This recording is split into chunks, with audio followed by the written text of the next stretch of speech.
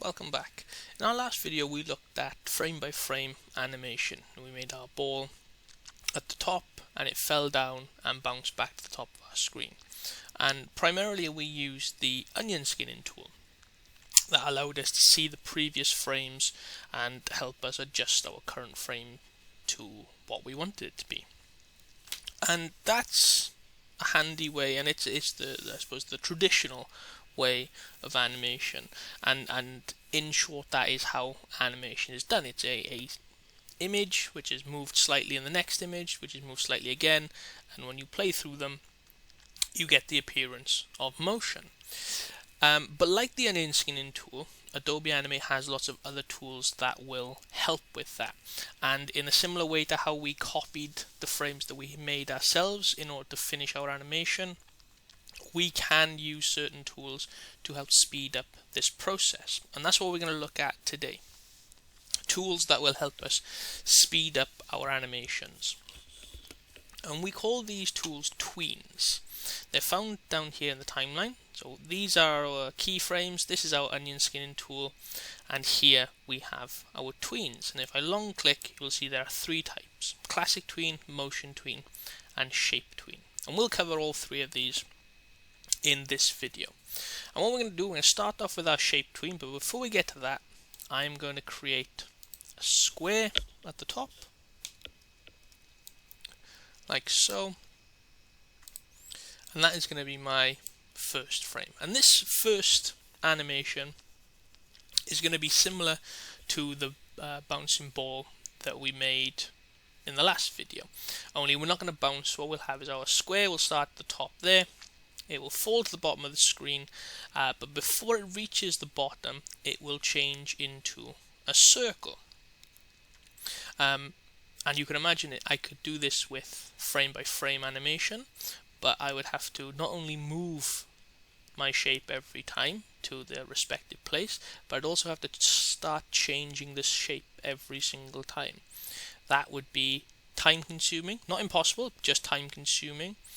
But with our shape tween, we can have Adobe do all that for you. It uses the artificial intelligence, the AI of the software, to fill in the gaps for us. So let's see how that works. Let me go to my 30th frame, because I'm 30 frames per second. I want this whole thing to last 1 second. That's fine. I'm going to add in a keyframe. On my 30th keyframe, I'm going to delete my square. I don't need it. And I'm going to click here and I'm going to add in my circle. Oh, sorry, my circle. And it's going to be about that big. Okay. And I'm going to leave it about there. That'll do. And at the moment, as it's set up, what we have is frame 1. My square is there. So that's my first keyframe. Then we have these 28 frames in the middle where nothing changes, nothing happens. And our 30th, our next keyframe, is a circle. And if I was to play that out, we would have nothing happen, then circle. That's not quite what we want. We want to see this transition. This is where our tweens come in. I'm going to choose a frame in the middle, let's say 15. I'm going to go to my tween button. I'm going to long click and click create shape tween. You'll notice first off that this bar now turns a brownish orange color with a line through it, and you can see on frame 15 this shape of mine is now roughly in the middle of the screen. It's not quite a square anymore, it's not quite a circle. What has happened is Adobe Animate has made what it thinks is going to be that 15th frame. And if I go back to the beginning, there's my square. If I play through this, you get my nice smooth transition. Adobe Animate has filled in the in-between frames, and that's where these tweens get their name from, the word in-between. And this isn't anything revolutionary, this isn't anything new, this is something that would happen with regular animation. You'd have one animator whose role it was to make the keyframes. So let's say somebody standing, then somebody taking a step or two, then they would draw something. The person maybe has stopped and they decide to throw something. So they would draw the person throwing, maybe they'll draw the object leaving their hand. But the in-between bits, all of the steps up until they stop, the ball leaving the hand and coming to a stop, that would all be done by a different animator. They would animate the in-between bits to save the original animator time to do something else, to animate maybe the next scene, for example, or at least begin animating the next scene. And it's the similar principle here with these tweens. Okay, they're all slightly different. They all offer their own pros and cons. The shape tween being the simplest to use, because shape tweens don't require any changes to your objects, and we'll get to what that means when we cover the next tween. But shape tweens are really handy for making one shape change into another, for making it change color. You can turn text into shapes and shapes into texts and things like that. You can make them move and rotate.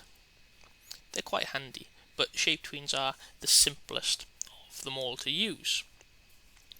Now for the next one, we'll move on to a classic tween.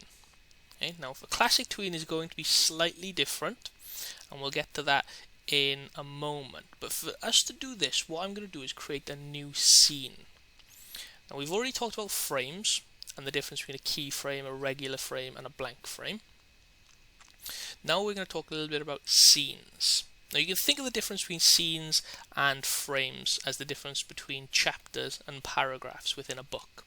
You'd use a paragraph when somebody else is talking, or when something has changed, or somebody does something different.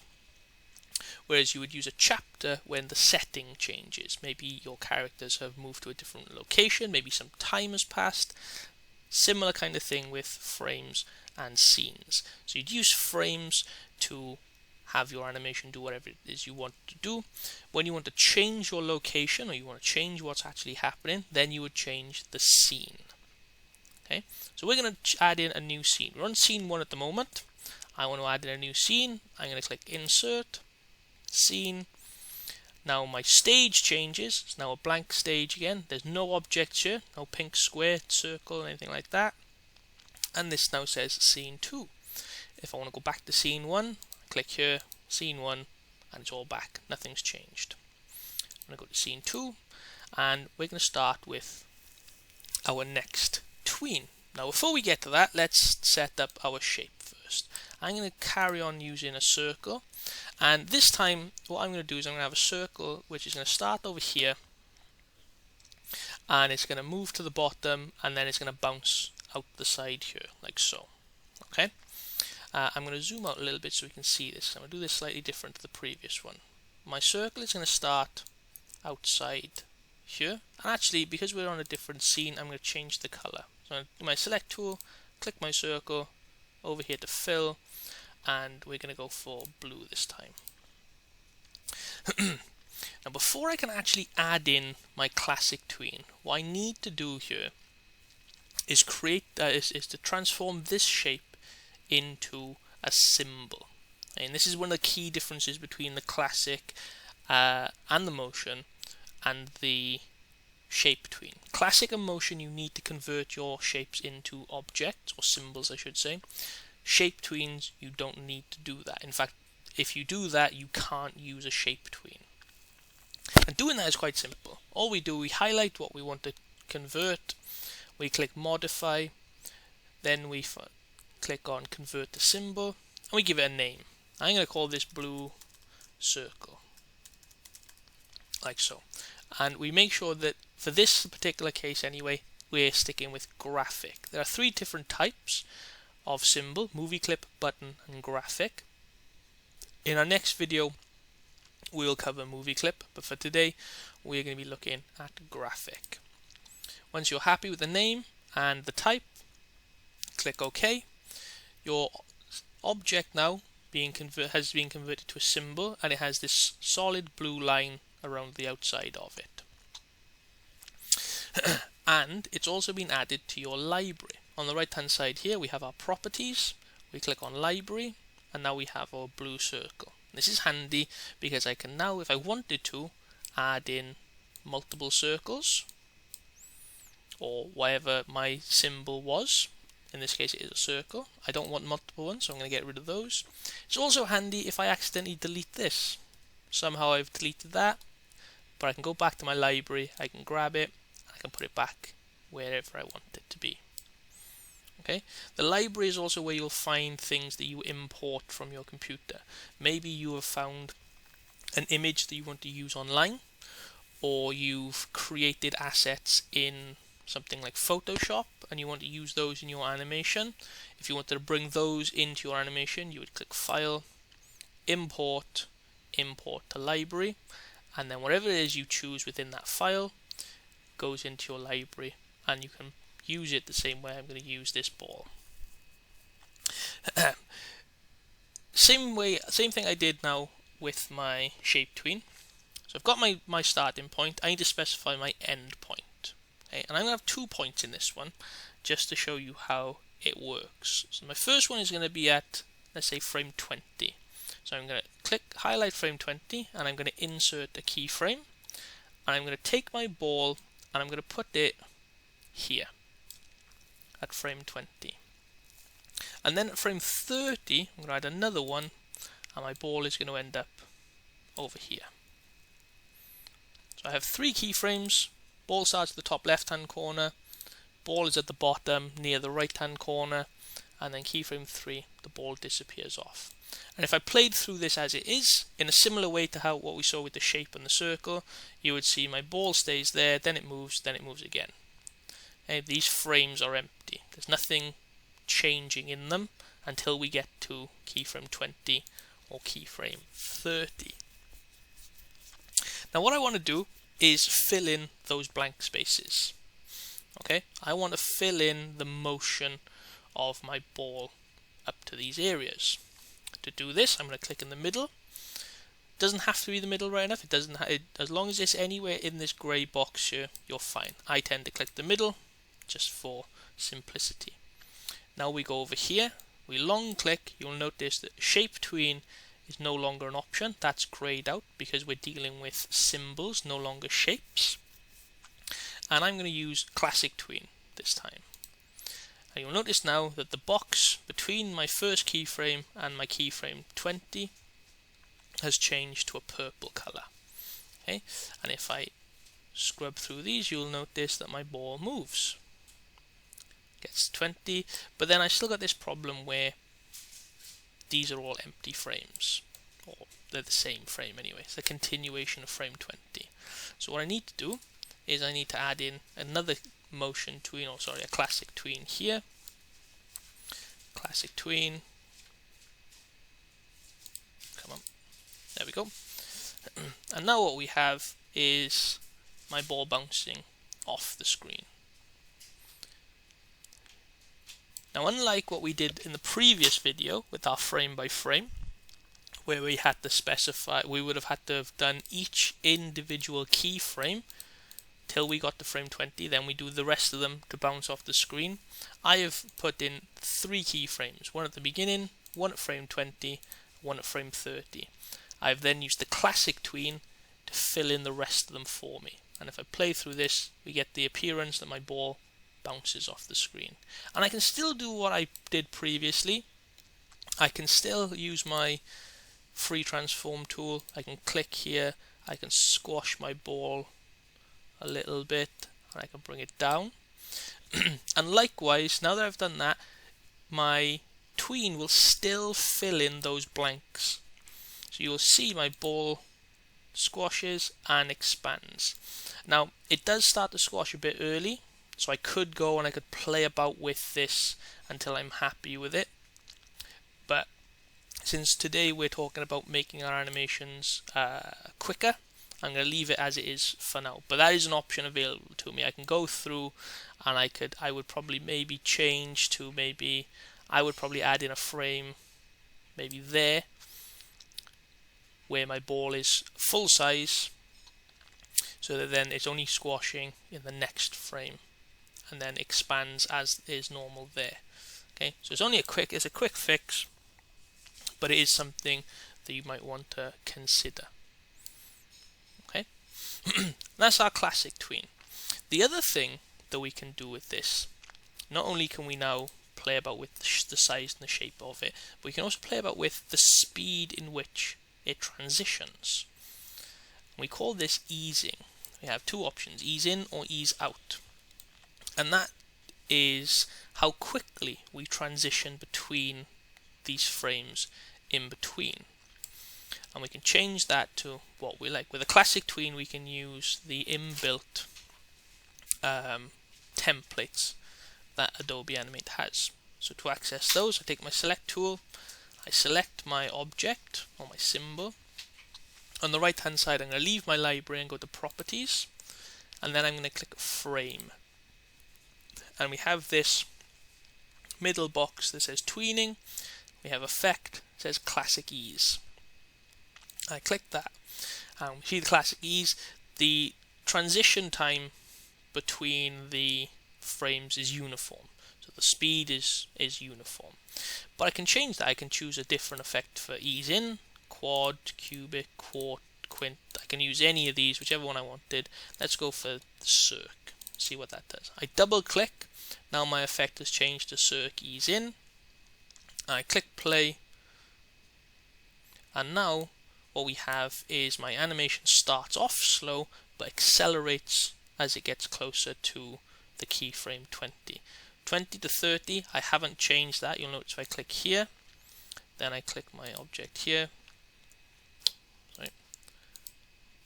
Oh, I have to click there. Object, we're still on classic ease. Okay, so I could change this one as well. Let's go for an ease out this time, and let's try sine. Okay, so now I have two different types of ease. My first one, my circ ease in. My second one is sine ease out. Let's see what we get this time. We play. So we have a nice effect there, and you can play about with these to make your animation look more realistic, or to get the effect you desire. Sometimes you want realism, sometimes you want something a bit more cartoony. But what I have now is an animation where my ball starts at the top, it'll accelerate until it hits the floor, and then it bounces off, just like so. Okay? And again, I could play about with this and I could make this look better than it is, but for purposes of demonstrating the ease in and ease out and the classic tween, I think that's pretty good.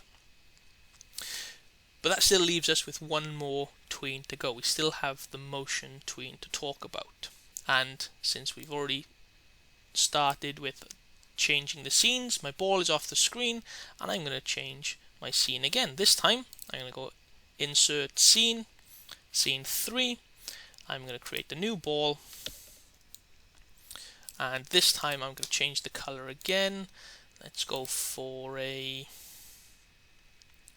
let's go for a red color this time. And this time we're going to have our ball continue bouncing across the screen like so. So we're going to start about, let's say there. It's going to fall, bounce, bounce, bounce, and each bounce is going to be smaller, as if it's losing momentum. Like the classic tween, once I'm happy with whatever it was I have, whatever it is I want to apply my tween to, I need to convert it into a symbol. Select tool, highlight it, modify, convert the symbol, give it a name. This is going to be red circle. Make sure the type is graphic, click OK. I can check my library. Now I have two objects or two symbols, a blue circle and a red circle. And again, I can add the red circle again if I wanted. If I wanted to, I could add the blue circle in as well. I don't, I just want to play about with my red circle for now. And now what we want to do is we want to create a motion tween. So I'll highlight that, click here and create the motion tween. And you'll notice that we immediately have this 30 frames box in yellow, but nothing happens. You'll notice there's no keyframe there aside from the first one, and that's because we're going to add these keyframes ourselves. Just like with the classic tween and with the shape tween, you have to designate the end points. So the shape tween, the end point was when the square became the circle at the bottom of the screen. With the classic tween, the endpoints were, or the keyframes I should say, were when the ball touched the ground and when the ball left the screen. This time we're going to be doing a bouncing ball, so we're going to have a couple of bounces, and the keyframes are going to go at each apex of the bounce and each time the ball touches the bottom. And I can decide how many times I want that to happen. So let's assume my ball is still traveling up in frame 1, and I'm going to do, let's say one at scene 5 where my ball ends up there. And you'll notice now, not only do I have this black dot here, or star shape, I also get this line. I'll cover this line and these dots in just a moment. So keyframe 10 now, my ball is going to end up here. Keyframe 15, my ball is going to end up there. Keyframe 20, it's going to end up there. 25, it's going to go there. And 30, it's going to end up over here. Okay, and just like that, I've created a motion tween and my ball will bounce. It's the same kind of effect that we had with the classic tween, and I could do the same effect with a classic tween, only I would have to apply the ease effect to each individual area. Okay, what I can do with this, it's a little bit more fiddly, but you get more freedom with it, so it all depends on what it is you're trying to achieve and what kind of effect you like.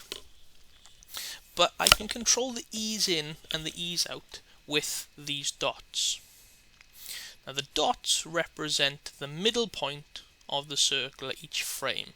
At frame 2, my ball is there, frame 3 it's there, 4 is there, and then we have slightly larger dots at each of the keyframes, the ones that I have designated. So keyframe 5 is there, keyframe 10 is here, this would be keyframe 15, this one here is going to be keyframe 18, and so on and so on. And by changing these dots, either moving them closer or further away or up and down, I can choose the path that this ball takes. I can decide whether it moves faster or slower. For example, if I take this middle dot, I'm going to move it up, like so, and you notice now we have this arced shape. Now this is going to make no sense with the previous animation I did, but that's not really important. This is just showing off the motion tween. And I'm going to take this dot, I'm going to move this dot, actually I'm going to move this dot down, like so. Okay, so I'm still in a straight line, or a relatively straight line, but the gap between this dot and this dot is much bigger now, and the gap between this dot and this dot is much smaller. I'm going to take this one and move it up like so, and I'm going to move this one like this, and like so, and then last one, let's try something like that. Okay, so now we've got these curved shapes, which hopefully will give us a little bit more realism. And you'll notice the distance between the dots, that corresponds to the speed in which it moves. So the bigger the gap, the faster the ball will move. So the faster the ball moves from this point to this point. The smaller the gap, the slower it moves. Show that again. So you can see between this dot, so keyframe 5 and keyframe 10, it starts off fast but slows down. Now if I was trying to be realistic with this, I'd probably want them the other way around. It'll start off slow and get faster, but that's not really important. We're not going for realism here, we're going for demonstration. You can see what I mean by that as I scrub through. That's keyframe 5 and that's keyframe 6. And in order to get from there to there, because the gap is so big, it's going to have to move faster. Whereas that is keyframe 8, that is keyframe 9, and that is keyframe 10. So moving from the 3, it's not going to take as much time. Okay, so that's where the bigger the gap, the faster it moves. The smaller the gap, the slower it moves.